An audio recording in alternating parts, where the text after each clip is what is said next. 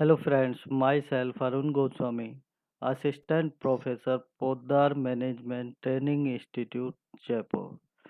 देखिए दोस्तों, पिछले वीडियो में हमने अधिकार के बारे में जाना था कि अधिकार किसे कहते हैं, अधिकार की आवश्यकता क्या है और अधिकार की क्या विशेषताएं हैं।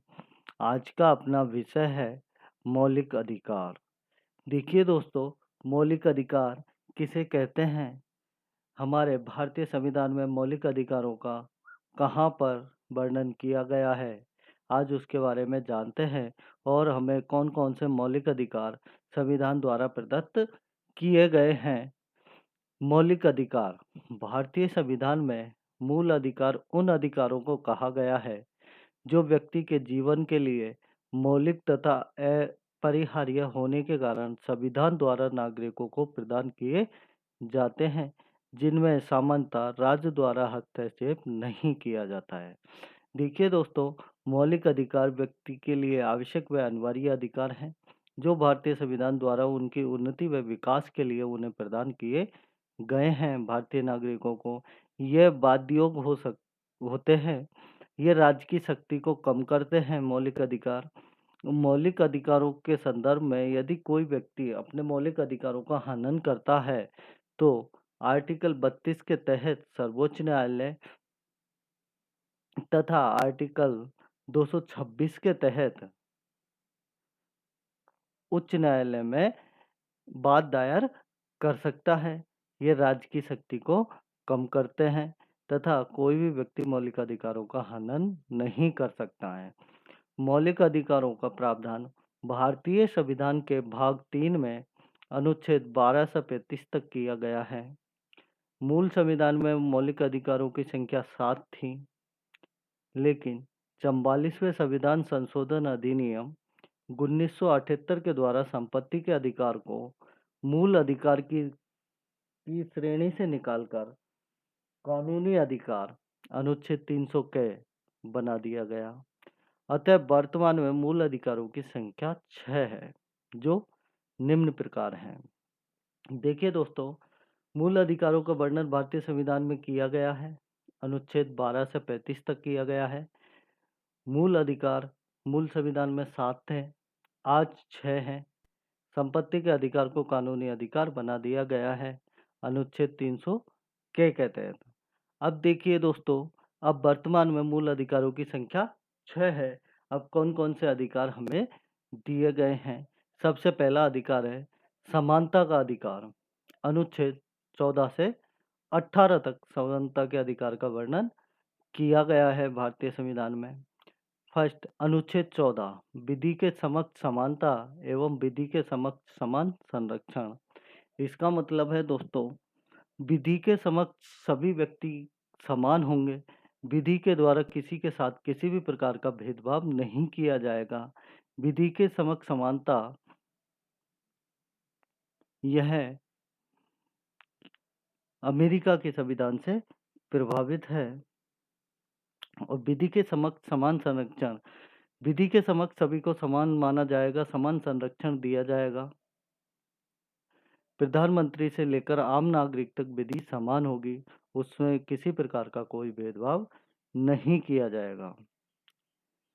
अनुच्छेद 15 भारत के किसी भी नागरिक से धर्म, जाति, मूल, लिंग, भेद या जन्म स्थान के आधार पर भेदभाव नहीं किया जाएगा। देखिए दोस्तों, अनुच्छेद 15 समानता पर आधारित अनुच्छेद है। इसमें कहा गया है कि भारत के जो नागरिक हैं उनसे किसी भी प्रकार का धर्म, जाति, मूल, वंश, लिंग, जन्म स्थान आदि के आधार पर भेदभाव नहीं किया जाएगा।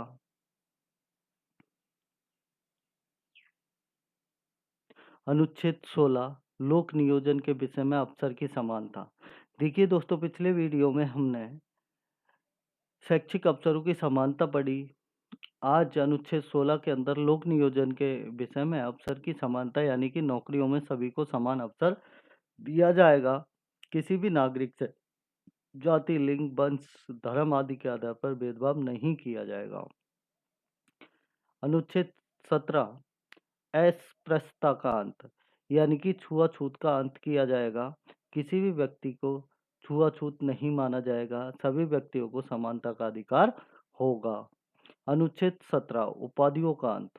देखिए दोस्तों, उपाधियों का अंत पहले, आजादी से पहले लॉर्ड, राजा, केसर-ए-हिंद आदि उपाधियां दी जाती थी। यह उपाधियां असमानता का परिचायक थी, इसलिए 1980 में देसाई सरकार ने इसे समाप्त कर दिया और उपाधियों का अंत किया। अब उपाधियां जो दी जाएंगी उनका प्रयोग सरनेम के रूप में नहीं किया जाएगा, क्योंकि यह उपाधियां असमानता लाती हैं। इसलिए अनुच्छेद 18 में उपाधियों का अंत किया गया है। सेकंड, स्वतंत्रता का अधिकार। देखिए दोस्तों, स्वतंत्रता का अधिकार अनुच्छेद 19 से 22 तक भारतीय संविधान में स्वतंत्रता के अधिकार का प्रावधान किया गया है कि प्रत्येक व्यक्ति के लिए स्वतंत्रता का अधिकार अनिवार्य अधिकार है। उनके उन्नति व विकास के लिए अधिकार की आवश्यकता है। अनुच्छेद 19 वाक एवं अभिव्यक्ति की स्वतंत्रता। देखिए दोस्तों, प्रत्येक व्यक्ति को बोलने तथा अपने विचारों को प्रकट करने की स्वतंत्रता होगी। इसी के अंदर सम्मेलन करने की स्वतंत्रता होगी, शांतिपूर्ण सम्मेलन होगा, संस्था बनाने एवं प्रबंधन करने की स्वतंत्रता होगी, भ्रमण की स्वतंत्रता होगी, निवास की स्वतंत्रता होगी, रोजगार की स्वतंत्रता होगी, लेकिन एक निश्चित दायरे में होगी।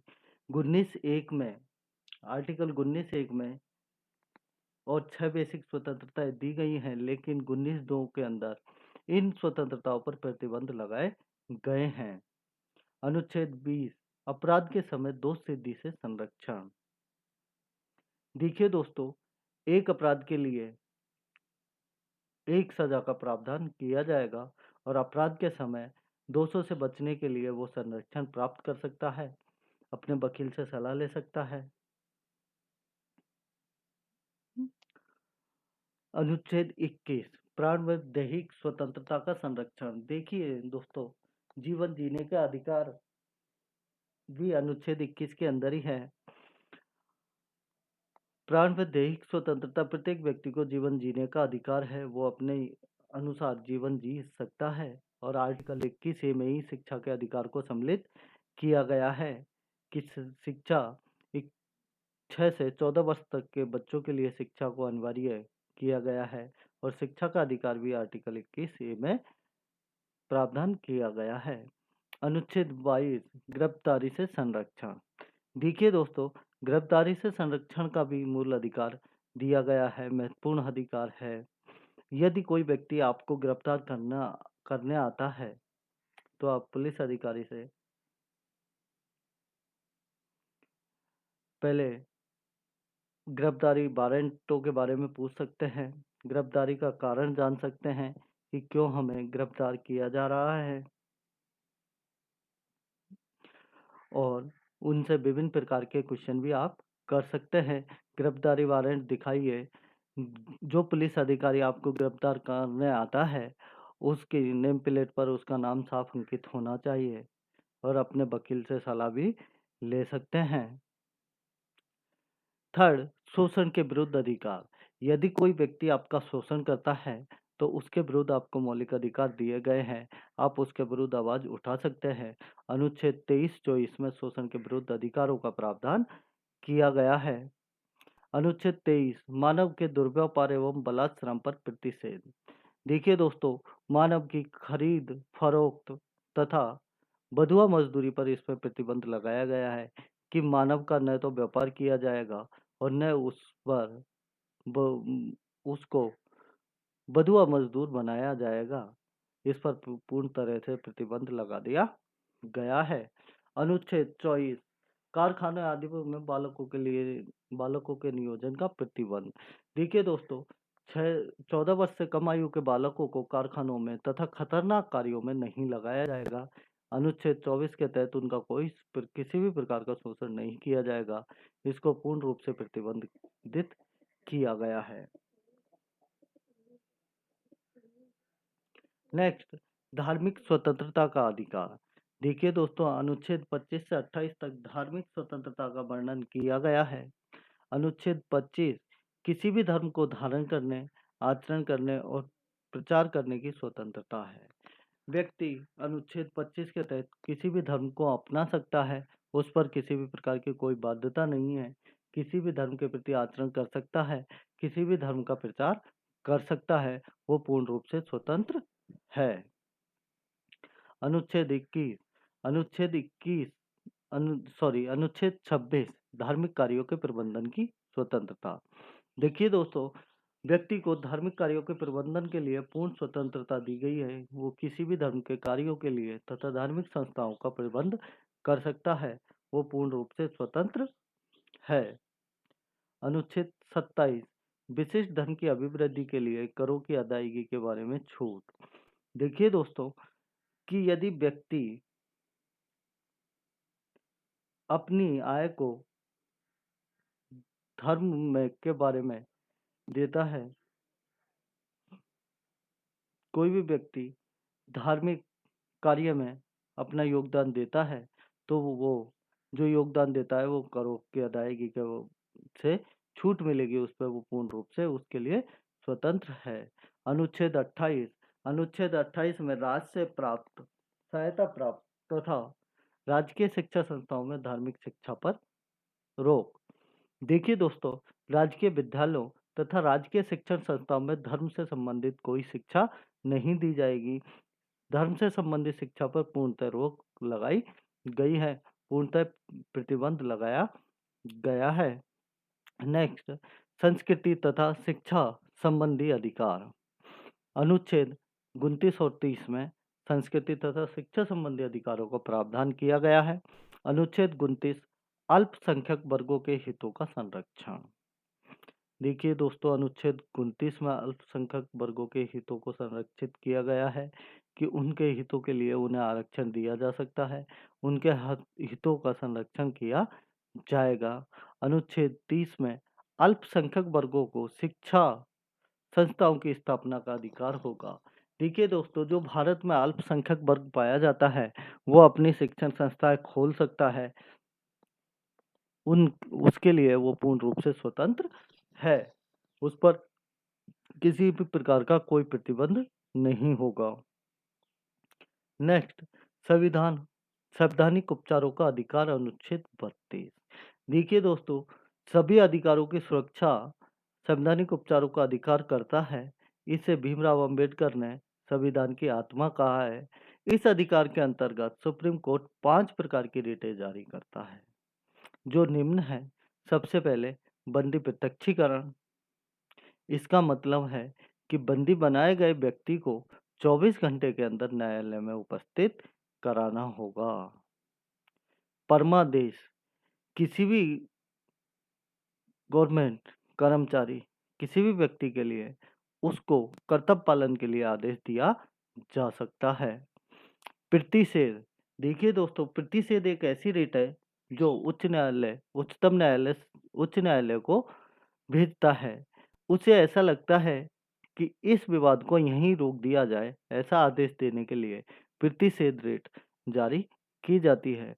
अधिकार परीक्षा रिट के माध्यम से सरकार किसी भी व्यक्ति से उसके पद धारण करने की पूछ सकती है कि क्या अधिकार है जो आपने ये पद धारण कर रखा है। उत्प्रेषण। देखिए दोस्तों, इस रिट के माध्यम से सर्वोच्च न्यायालय उच्च न्यायालय से अपने पास किसी भी विवाद को मंगा सकता है कि यह आपके अधिकार क्षेत्र में नहीं है, यह सर्वोच्च न्यायालय को भेजा जाए। इसके लिए उत्प्रेषण रिट जारी की जाती है।